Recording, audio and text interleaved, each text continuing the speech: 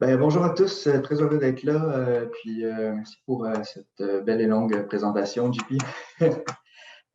Aujourd'hui, on va vous parler justement d'une stratégie TRIP, donc pour lutter contre la tordeuse des canneberges, qui est un ravageur très important en cannebergière. C'est une espèce qui est spécialiste, qu'on a 2 générations par année, puis est problématique parce qu'elle peut faire des dommages à peu près sur toutes les parties de la plante, là, que ce soit les bourgeons, les boutons floraux, les feuilles, les fruits. Sous gestion biologique, là, c'est même un ravageur principal, là. Donc, c'est vraiment l'espèce qui attire le plus notre attention dans la canneberge. Pourquoi je mentionne que c'est un ravageur principal, là? J'utilise souvent la photo de mon collègue François Gervais là, à gauche que vous pouvez voir à l'écran. Ça représente en fait un traitement phytosanitaire qui a été raté sur une portion du champ. En fait, il y a une section de la rampe de pulvérisation qui n'a pas fonctionné. Puis en fait, le producteur s'en est même pas rendu compte. Puis quelques jours après, on a vu apparaître ce beau petit patron brun foncé de feuillage qui a l'air un peu brûlé, mais en fait, c'est qui est complètement mangé par la tordeuse. Donc, c'est vraiment des dommages qui sont très rapides puis très importants. Là, on parle d'une perte de rendement qui peut aller jusqu'à 95 de la récolte dans la saison actuelle. Puis, ça a des impacts sur les rendements de la saison future parce que dans la canneberge, en fait, les fleurs se forment dans les bourgeons qui se forment à l'automne. Puis en fait, la 2e génération, la tordeuse, peut s'attaquer à ces bourgeons-là, ce qui fait en sorte que la plante va faire des tiges qui sont non fructifères l'année suivante. Donc, probablement que dans un cas comme ça, il n'y a même pas de fruits l'année suivante. Donc, c'est des dommages qui sont très, très importants. Puis, la ligne est mince. En gestion biologique, puis la marge de manœuvre est très, très sensible. Pourquoi? En fait, c'est qu'actuellement, la principale méthode de lutte qui est utilisée, que ce soit sous gestion biologique ou conventionnelle, c'est la lutte chimique.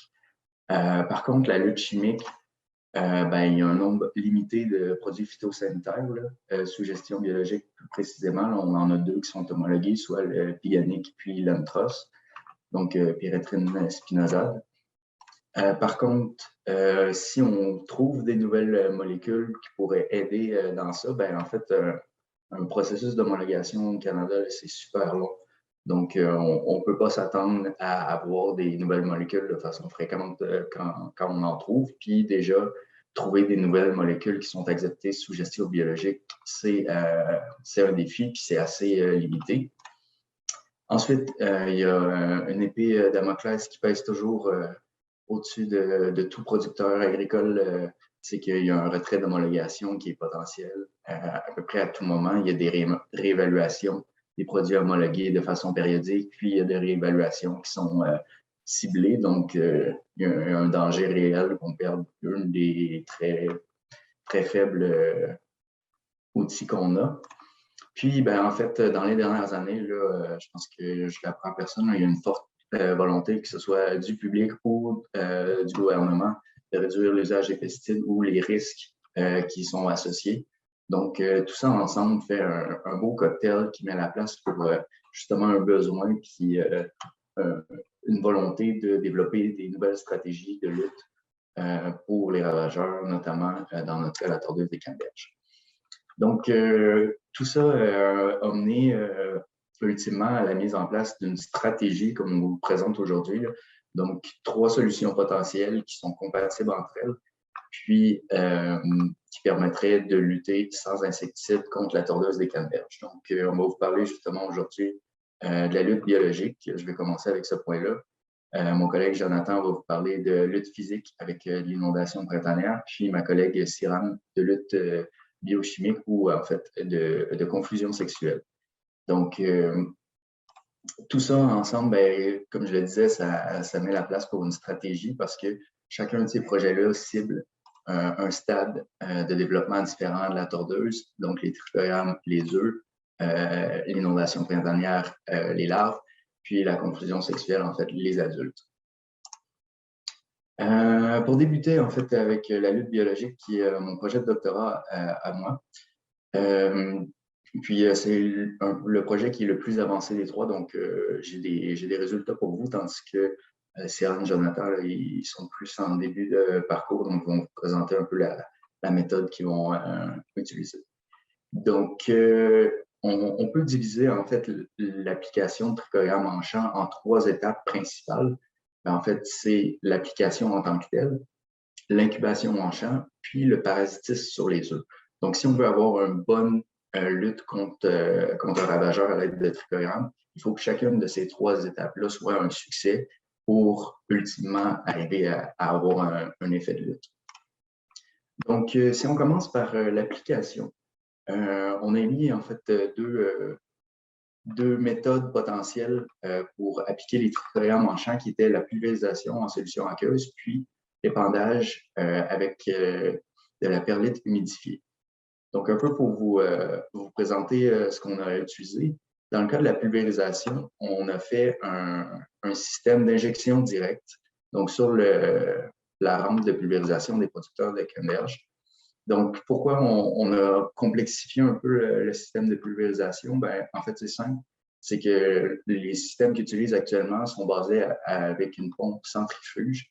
Il a été montré dans le passé que les pompes centrifuges causent de la mortalité aux œufs dans lesquels les trichogrammes sont appliqués. Donc, il fallait trouver une façon pour contrer cet effet de pompe centrifuge-là. Puis, on savait aussi que la pompe à diaphragme, en fait, était sécuritaire pour appliquer les trichogrammes. Donc, ce qu'on a fait, c'est on s'est basé un peu sur les systèmes d'injection directe qui existent pour les pulvérisateurs en tant que tels. Donc, on en a fabriqué un maison qui permettait d'avoir un réservoir d'eau claire qui était mélangé avec les trichogrammes directement dans la rampe. Les trichogrammes étant appliqués avec la pompe à diaphragme étaient protégés, tandis que l'eau claire pouvait être appliquée avec la pompe centrifuge. Au niveau de l'épandage, on y est allé un peu plus simple. En fait, on a juste utilisé la rampe à engrais qui est utilisée par les producteurs de canneberge. Donc, le débit est régulé par les tambours. Ensuite, ça tombe dans une espèce de cavité où est-ce qu'il y a un système de soufflerie qui amène l'engrais, ou dans notre cas, la perlite avec les trichogrammes, jusqu'aux éclateurs, en fait, qui sont situés à différents endroits sur la rampe pour avoir une distribution qui est homogène. Ces deux systèmes-là, en fait, là, ils ont été montés sur une rampe standard qui est utilisée en cannebergière. Donc, comme on peut voir à l'écran, puis cette rampe-là fait la moitié du champ. Donc, avec un tour complet du champ, on arrive à faire une application qui est uniforme des deux, avec les deux systèmes. Par contre, dans une première étape, il fallait s'assurer que ces systèmes-là qu'on a pensé, imaginé, étaient sécuritaires pour l'application. Donc, tout ce qu'on faisait, en fait, c'est qu'on appliquait à l'aide de nos systèmes, puis on récupérait les trichogrammes une fois appliqués directement. On les ramenait en laboratoire pour évaluer le taux d'émergence. Puis ce qu'on s'est rendu compte assez rapidement, c'est que l'épandage causait une énorme diminution du taux d'émergence, tandis que la pulvérisation en causait très peu ou pas statistiquement parlant. Le témoin, en fait, c'est simplement les trichogrammes. Une fois qu'on les reçoit du fournisseur, on les met en chambre de croissance, donc c'est le taux auquel ils émergent quand on les a reçus. La pulvérisation, c'est après avoir passé dans le système, puis l'épandage également. Donc, ce qu'on pouvait voir assez rapidement, c'est que la pulvérisation semblait une meilleure façon d'appliquer les trichogrammes, du moins pour la première étape que je mentionnais, qui était l'application. Comment on explique ça? En fait, c'est probablement parce que l'épandage, les trichogrammes se font cogner, donc il y a différentes collisions dans le système, alors qu'ils sont projetés à très, très grande vélocité, puis ils ne sont pas nécessairement protégés parce que ils sont, oui, dans un substrat, mais ils ne sont pas enveloppés de ce substrat-là, tandis que dans la pulvérisation, ils sont complètement enveloppés d'eau, ce qui fait en sorte que ils sont protégés. Puis aussi, une fois que la pression dans un pulvérisateur est créée, le déplacement de l'eau est assez lent. Donc, c'est ce qui probablement cause un effet protecteur pour les trichogrammes. Ensuite, au niveau de l'incubation en champ, donc une fois qu'ils sont appliqués en champ de façon sécuritaire, ils restent là un petit moment avant d'émerger. il faut s'assurer, encore une fois, que ben, les conditions en champ ne font pas en sorte que l'émergence est diminuée. Puis pour ça, je vous ai fait un petit schéma pour et illustrer un peu comment ça se passe. Dans le cas de la pulvérisation, les gouttelettes tombent sur le feuillage de la canneberge. Puis, étant donné que c'est une plante qui est très, très dense, les lignes sont denses, ben, les œufs restent à la surface des feuilles. Dans le cas de l'épandage, ben, vu qu'ils sont collés sur des petites granules, les granules ben, tombent jusque sous le feuillage, ce qui fait en sorte que les œufs se retrouvent au sol. Donc, si on vient mélanger les conditions environnementales avec ça, donc que ce soit le rayonnement solaire ou même la chaleur, ben, on se rend compte que nos œufs qui ont été pulvérisés sont beaucoup plus exposés que les œufs qui sont épandus parce qu'ils sont protégés par la canopée qui crée vraiment une espèce de microclimat sous celle-ci dans la canneberge. Donc, ce que ça donne concrètement en termes de résultats, on a suivi en fait l'émergence pendant 3 jours de trichogrammes qui avaient été simulés donc pour des applications en pulvérisation ou des applications en épandage. Donc, on les avait collés manuellement sur les feuilles, soit sur le dessus ou soit en dessous. Ce qu'on peut voir, c'est que pour la pulvérisation, dès 48 heures d'incubation en champ, il y a une différence significative qui est marquée par rapport à des simulations qu'on avait faites, mais en laboratoire, donc qui étaient exempts des conditions environnementales de champ. Ce qui fait en sorte que, ben, au terme de toute l'émergence d'une cohorte de trichogrammes, ben, on a une différence qui est très, très marquée entre l'émergence en laboratoire, qui était une simulation des témoins dans notre cas, versus l'émergence des individus qui étaient en champ, donc soumis aux conditions environnementales. Dans le cas de l'épandage, on a fait un peu la même chose, donc une simulation collée à la main comparée en laboratoire puis en champ. Puis ce qu'on se rend compte, c'est que peu importe le temps d'émergence que ça prend, bien, il n'y a pas de différence entre les individus qui ont été en champ versus en laboratoire. Donc, ce qui fait en sorte que cette canopée dense-là donne vraiment un effet protecteur sur nos trichogrammes. Ce qui fait en sorte que, ultimement, d'une part, l'application cause une certaine mortalité dans le système d'épandage, tandis que l'incubation en champ a une certaine mortalité dans le système de pulvérisation. Puis, la taille de l'effet des deux est à peu près comparable. Donc, après ça, on a voulu valider l'efficacité sur les trichogrammes, sur la tordeuse en soi. Donc, au niveau de la méthodologie, là, on a fait des lâchers inondatifs pendant 3 ans. En 2019, on a appliqué Trichogramma minutum sur la première génération avec nos 2 systèmes. En 2020, on voulait répéter exactement la même chose. Par contre, COVID est arrivé, ce qui fait en sorte que nos trichogrammes sont restés pris dans les systèmes de livraison pendant plusieurs jours, sont arrivés chez nous complètement morts, ce qui fait en sorte qu'on a dû se reprendre pour des applications sur la 2e génération. Puis en plus de ça, il y a eu des contaminations dans les élevages, ce qui fait en sorte que on s'est rendu compte a posteriori qu'on a appliqué Pretiosum et non Minutum comme espèce. Donc, on avait à la fois une différence de génération puis d'espèce. Donc en 2021, on s'est dit, on va garder seulement l'effet des 2 espèces sur la première génération. Donc, comme je le disais, 2019-2020 nous permettait de comparer les méthodes d'application puis la génération, tandis que 2021, les espèces. Puis, au terme de tout ça, en fait, on a pu tirer des conclusions de qu'est-ce qui était la méthode gagnante. Donc, 2019, si on voit les taux de parasitisme, que ce soit pulvérisation ou épandage, sont significativement plus élevés que les témoins. On s'y attend. Les témoins, on n'a pas fait d'éloge et de trichogramme. Par contre, il n'y a pas de différence entre les méthodes d'application. Puis, c'est la même chose en 2020. Par contre, je voulais attirer votre attention sur la taille de l'effet ici. En 2019, on se retrouvait avec des taux de parasitisme d'à peu près 20 tandis qu'en 2020, des taux de parasitisme qui allaient jusqu'à 55 dans le cas de la pulvérisation. Puis, retenez le 55 on va y revenir dans quelques instants. Par contre, on ne pouvait pas dissocier si c'était l'effet de la première génération ou l'effet de l'espèce. Donc, comme je disais, en 2021, on est revenu en comparant les 2 espèces sur la même génération. Puis on se rend compte qu'il n'y avait pas de différence significative en taux de parasitisme entre les espèces. Donc, probablement que c'était un effet sur les générations. Puis ça, en fait, c'est en accord avec ce qui avait déjà été fait là, dans le cas d'essais dans les années 90 en Colombie-Britannique, où est-ce qu'il avait trouvé que peu importe l'espèce ou la souche de trichogramme, le taux de parasitisme était toujours plus élevé sur les œufs de tordeuses de deuxième génération. Donc, c'est ce qu'on observe aussi dans nos résultats. Donc, pour revenir finalement sur notre 55% là, sur lequel j'avais attiré votre attention, en fait, il est super important dans le cas des trichogrammes parce que la lutte chimique permet un niveau de lutte ou un niveau de mortalité sur les larves qui est restreint sur la proportion de la population qui est vulnérable à ce moment-là.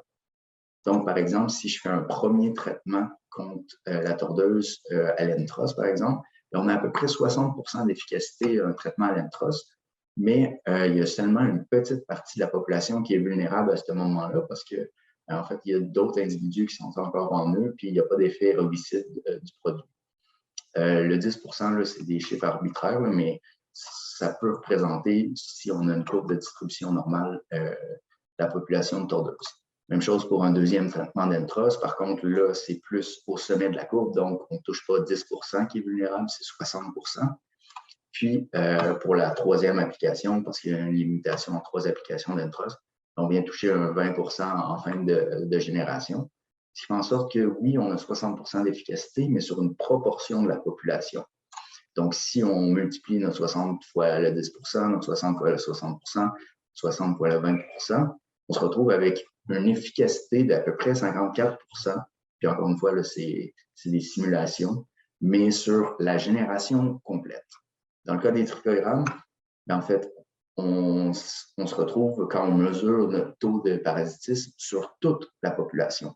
Donc, on parle d'un 55% de parasitisme, oui, qui est inférieur à une application d'insecticide, mais c'est sur toute la génération. Donc, au final, bien, on a une efficacité qui est à peu près similaire avec nos applications de trichogramme que 3 applications de Entros pour un coût qui est à peu près équivalent également.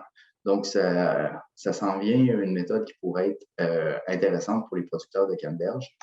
Par contre, ce qui nous reste à faire, en fait, si on veut continuer d'y aller avec la pulvérisation comme méthode proposée et recommandée, bien, il faut s'assurer que l'émergence de nos trichogrammes soit dans les 24 premières heures. Comme je le mentionnais au début, l'incubation a un effet de diminuer l'émergence des trichogrammes en champ à partir de 48 heures. Donc, si tous nos trichogrammes émergent dans les 24 premières heures, on n'aura pas de diminution de trichogrammes qui sont actifs à la recherche de tordeuses en champ. Comment on peut le faire? En fait, les trichogrammes sont synchronisés pour émerger avec le lever du soleil pour la majorité de la population. Ce qui fait en sorte qu'on peut faire une incubation dans les derniers jours dans le noir, ce qui fait en sorte que le développement des trichogrammes va se synchroniser tous ensemble parce que ceux qui étaient prêts à émerger ne vont pas émerger, vont attendre le lever du soleil, tandis que les trichogrammes qui n'étaient pas tout à fait prêts à émerger, qui leur manquait un peu de développement, mais vont finir leur développement ou aussi attendre le lever du soleil, ce qui fait en sorte qu'on devrait arriver à mieux synchroniser toute la cohorte qui est appliquée en champ. Bref, c'est ce qu'on prétend, c'est ce qu'on va tester dès cet été. Puis enfin, bien, l'étape finale, c'est de passer d'une méthode un peu artisanale avec notre prototype qu'on a monté vers une méthode un peu plus professionnelle, c'est-à-dire un système d'application qui est commercial. À cet effet-là, justement, cet été, on a testé un système d'injection directe qui est commercial parce que ça existe, c'est pas une nouvelle technologie qu'on a inventée. Là. Donc, nous, on a testé le Raven Sidekick pour voir si effectivement on pouvait utiliser ce système d'injection-là direct pour l'application de trichogramme. Puis rapidement, là, ce qu'on s'est rendu compte, c'est que notre prototype diminuait à peine l'émergence des trichogrammes par rapport aux témoins qui, encore une fois, les trichogrammes tels que reçus. Puis versus le Raven qui diminuait d'à peu près 50% l'émergence des trichogrammes. Donc, on est allé vers ce système-là parce qu'on se disait, ben, c'est un système d'injection directe avec une pompe à piston qui est une pompe à déplacement positif comme notre pompe à diaphragme. Mais on se rend compte que c'est pas une pompe qui est appropriée. Donc, on devra vraiment concevoir un système d'injection directe avec notre pompe à diaphragme pour faire l'application commerciale des tricoles. Je passe maintenant la parole à mon collègue Jonathan pour la lutte physique. Bonjour, comme l'a dit mon collègue Didier, mon étude n'est pas aussi avancée que la sienne, donc je n'ai pas autant de résultats à présenter. Toutefois, puisqu'il s'agit d'une technique qui peut être utilisée en collaboration avec la sienne et qu'il s'agit d'une technique qui est présentement utilisée par plusieurs producteurs, je pensais qu'il était important de vous en faire rapidement au moins une description et une petite présentation. On parle de lutte physique, inondation. La lutte physique, c'est l'utilisation de processus physiques mécaniques pour lutter contre des ravageurs. Dans ce cas-ci, c'est de l'eau. Le processus est assez simple. L'idée étant d'utiliser les systèmes hydrologiques déjà présents sur les fermes, entre autres utilisés lors de la récolte des fruits, c'est-à-dire qu'on va utiliser les bassins d'eau présents sur les fermes pour faire monter de l'eau dans les champs. Seulement que cette fois-ci, au lieu de récolter les fruits, l'idée étant de laisser l'eau rester pendant une période d'environ 48 heures, idéalement, dans le but de noyer la majorité des ravageurs présents. Plutôt simple comme technique, tellement simple qu'elle n'a pas d'hier, en fait. Elle est utilisée déjà, on recense les premières utilisations d'un point de vue commercial de cette technique il y a plus de 150 ans. On parle de la moitié du 19e siècle, quelque chose comme 1860-1868. Et à l'époque, on recommandait l'inondation aux 3 ans dans le but de réguler les populations de ravageurs. On va continuer à utiliser la technique, à la développer, à mieux la comprendre, à l'étudier jusqu'au début du XXe siècle. Toutefois, avec les progrès de la chimie et l'augmentation de la disponibilité des différents types d'insecticides, elle tombera un petit peu dans l'oubli. Dans le contexte Voilà. Dans le contexte qui nous intéresse, c'est-à-dire de la lutte contre la tordeuse des canneberges, on va parler plus précisément d'inondation tardive printanière ou printanière tardive, peut-être potentiel erreur de traduction, mais en gros, si on prend en compte le cycle de vie annuel de la tordeuse, l'idée est de s'attaquer aux larves qui auront émergé, qui auront éclos des œufs, qui auront émergé des œufs juste après l'hiver, c'est-à-dire ceux qui auront sorti de l'hiver, c'est-à-dire fin mai, début juin. Le problème étant que ça correspond avec la période où les plants de canneberge vont, on appelle la période d'élongation, c'est-à-dire que les jeunes pousses de canneberge vont commencer à croître. Et des études ont montré qu'une inondation durant cette période pouvait potentiellement mener à des déficiences d'oxygène et potentiellement à des développements de maladies. Il y a des contradictions sur certaines études, mais ça reste un risque, ainsi qu'une diminution du taux de photosynthèse. Il n'y a pas de cause à effet précisément montrée, mais il y a une possible corrélation avec des pertes de rendement plus tard dans la saison, mais ça reste. Est-ce que ça va un peu mieux? J'espère que oui. Avec des possibles retards de rendement par la suite. Oui, voilà, merci. Pardon, je reprends. C'est pourquoi ces possibles effets négatifs combinés à, comme je l'ai dit, à l'augmentation de la disponibilité des insecticides ont mené tranquillement à un abandon de la technique. Toutefois, avec la réapparition de l'intérêt pour la culture biologique et justement cette limitation, comme elle avait été mentionnée par Didier, des techniques disponibles pour lutter contre les ravageurs dans ce type de culture très précise, un intérêt pour cette vieille technique ancestrale presque est remonté. Et il y a une raison pour ça, parce que bon, on parle d'inondation, comme j'ai dit, donc lutte physique, c'est-à-dire pas besoin d'homologation, c'est de l'eau. Ainsi que pas de risque de développement de résistance, encore une fois, c'est de l'eau. Et même d'un point de vue économique, il y a un intérêt, puisque si vous voyez les chiffres présentés à l'écran, pour un traitement, c'est-à-dire une inondation versus un traitement d'insecticide biologique, il y a un coût à aller chercher, un rendement en termes monétaires. Le seul problème, c'est que pour aller chercher cela, il faut s'assurer que la technique fonctionne, et ce, à chaque fois. Or, que ce soit suite à des études aux États-Unis ou alors des observations qui ont été faites depuis que la technique a recommencé à être utilisée ici au Québec, ont montré que l'efficacité était plus variable. On parle de 0 à 100% de mortalité. C'est plus qu'un large spectre, ça, en termes de résultats. Donc, l'idée est de savoir qu'est-ce qui influence la mortalité des larves et comment est-ce qu'on peut l'optimiser pour s'assurer qu'elle fonctionne à chaque fois et ainsi aller chercher les fameux bénéfices. C'est là que j'interviens.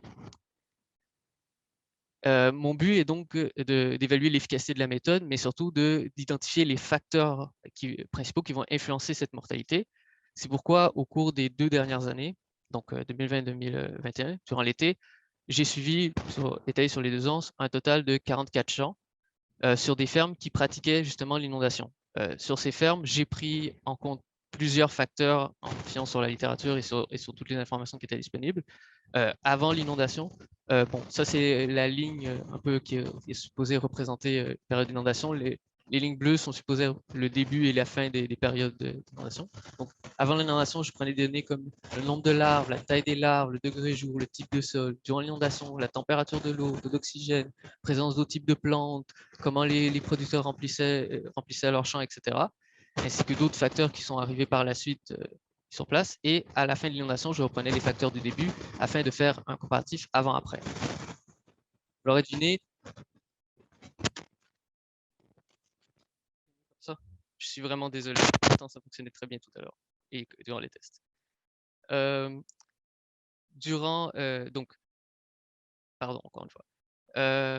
Donc, si on prend toutes ces données-là, multipliées par 44 champs, ça fait en sorte qu'on se retrouve avec énormément de données, ce qui fait en sorte que malheureusement, je n'ai toujours pas pu finir de toutes les analyser. Surtout qu'en plus, cet été, été 2022, je retourne sur le terrain pour une dernière fois, ce qui va faire encore gonfler mon jeu de données. J'estime de façon positive que d'ici la fin de l'année, début de l'année prochaine, j'aurai des résultats plus concrets à publier et à mettre à disponibilité. Dernier petit détail, à partir des données préliminaires, toutefois, on a déjà pu ressortir les facteurs principaux. C'est les fameux petits astérix présents sur la diapositive. Et à partir de cet été ainsi que les années suivantes, mon travail sera d'analyser en laboratoire comment est-ce que ces facteurs, de façon plus intrinsèque, vont influencer la mortalité des larves de tordeuses. Sur ce, je cède la parole à ma collègue Siran, qui va vous parler de la confusion sexuelle, technique qui d'ailleurs peut être utilisée juste après l'inondation. Donc, pour vous expliquer un petit peu ce que c'est la confusion sexuelle, il faut d'abord que je vous parle chez les lépidoptères comment on recherche un partenaire sexuel. Donc, la femelle en rouge va appeler son mâle et donc, quand elle appelle son mâle, elle envoie un signal chimique qui est son odeur qu'on appelle la phéromone sexuelle. Donc, elle l'émet dans l'environnement et le mâle, lui, peut ainsi la remonter jusqu'à trouver sa femelle, et puis il s'accouple. Donc ça, c'est le grand principe. Et nous, en confusion sexuelle, on intervient exactement à ce moment-là, puisque le but, c'est de prévenir l'accouplement, ou du moins de le retarder. Donc, ce qu'on fait, c'est qu'on va venir saturer complètement l'environnement avec des phéromones synthétiques qui auraient été préparés en laboratoire et qui correspondent à la phéromone de la femelle. Donc, quand l'environnement est saturé, les phéromones finalement sont mélangés et le mâle, il ne peut plus retrouver sa femelle, ce qui fait qu'il ne s'accouple pas. Donc ça, c'est vraiment le grand principe. Si on comprend ça, on comprend à peu près dans les grandes lignes ce que c'est la confusion sexuelle. Donc comme je vous le disais, le but, c'est d'empêcher ou de retarder l'accouplement. Ce n'est pas une technique qui est nouvelle puisqu'elle est utilisée ou en tout cas étudiée depuis plus de 40 ans. Par contre, pour la tordeuse des canneberges, les premières études ont été faites il y a 30 ans en Colombie-Britannique, dans le Wisconsin. Et on a eu des résultats intéressants. Quand je dis intéressants, c'est que finalement, on avait trouvé des méthodes qui semblaient efficaces. Par contre, la méthode de diffusion, donc on diffuse à partir d'un diffuseur, il peut prendre vraiment beaucoup de formes différentes. Et ces diffuseurs, finalement, ils n'étaient vraiment pas pratiques à l'utilisation. C'était très loin à installer ou à retirer. Et puis souvent, les producteurs jugeaient le coût par rapport à l'efficacité bien trop élevé. Donc c'est une méthode, finalement, la confusion sexuelle, qui n'a pas été adoptée par les producteurs de canneberge. Et c'est finalement là un petit peu que rentre mon projet, c'est d'essayer de trouver ici au Québec une méthode de diffusion qui soit efficace. Donc en 2018, il y a eu des premiers essais au Québec, c'était vraiment les premiers dans l'histoire qui ont été faits. Les phéromones étaient mises dans des petites billes de cire. en 2020, on a essayé avec des granulés d'engrais. Et donc, je vais vous parler un petit peu plus rapidement de ça. Pour les billes de cire, finalement, ce qu'il faut retenir, c'est que ça a fonctionné. Ça a fonctionné, on peut voir là sur le graphique les captures de mâles. Donc les mâles, quand on les capture, on sait que s'ils remontent le signal d'un piège et qu'ils arrivent à trouver un piège, c'est que dans la nature, ils auraient pu trouver une femelle. Et ça veut dire qu'ils n'ont pas été confus. Donc ce qu'on voit, c'est que quand il n'y a pas de capture, ils sont confus. Et là, sur la date du 21 août, dans les parcelles sous confusion, les mâles étaient confus, mais dans les champs témoins où il n'y avait pas de billes de cire d'abeille, ils n'étaient pas confus. Donc on voit qu'on a eu un effet. Par contre, ces billes de cire d'abeille, ce n'était pas du tout pratique à utiliser. Donc on a essayé avec un engrais en granules qui était chargé en phéromones. Ce qu'il faut retenir, c'est qu'ici, ce n'était pas du tout adapté, on n'a pas eu de bons résultats. Et là, moi, j'arrive avec un nouveau type de diffuseur. C'est un diffuseur micro-encapsulé. Donc, ça, c'est une image que vous pouvez voir à l'écran de à quoi ça ressemble dans une suspension. Mais sinon, les microbilles, c'est vraiment des toutes petites billes qui ont la taille d'une poussière, on va dire, et dans lequel il y a les phéromones. Pourquoi on utilise ça? Parce que déjà, ça va être plus facile à utiliser. Ça se comporte comme un liquide, il faut juste le diluer dans de l'eau. C'est aussi un diffuseur, les petites microcapsules qui sont certifiées OMRI, donc aux États-Unis, ce qui est donc une très bonne nouvelle pour les producteurs de canneberge en biologie, en régie biologique. Et aussi, il y avait eu des études qui étaient vraiment très prometteuses il y a une trentaine d'années. C'est seulement qu'à cette époque, les microcapsules, elles n'étaient pas adaptées pour la régie biologique. Et puis, également, les données, elles n'étaient pas assez solides pour publier. Donc, finalement, on ressort un petit peu un projet des tiroirs en l'améliorant. Concrètement, qu'est-ce que je vais tester? Je vais tester d'abord que ça fonctionne au niveau des mâles, qu'ils soient bien confus, et donc que les femelles, finalement, ne s'accouplent pas.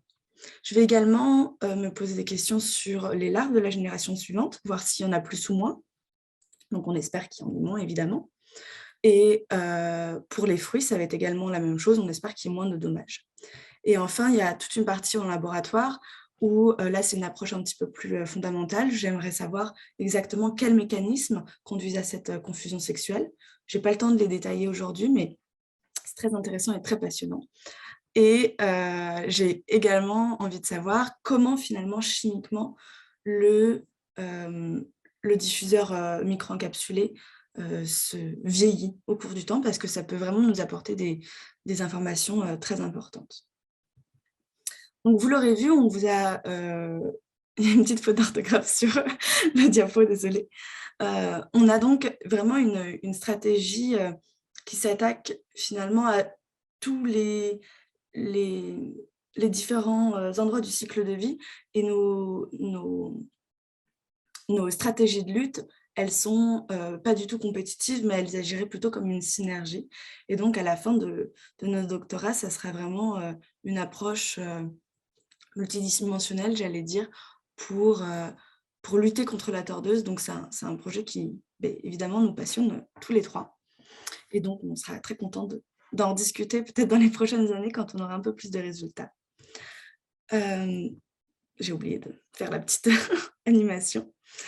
Et on souhaitait également remercier tous les acteurs de ce projet, parce que, évidemment, c'est un projet qui ne se fait pas tout seul. Et si vous avez des questions, on serait ravis d'y répondre maintenant.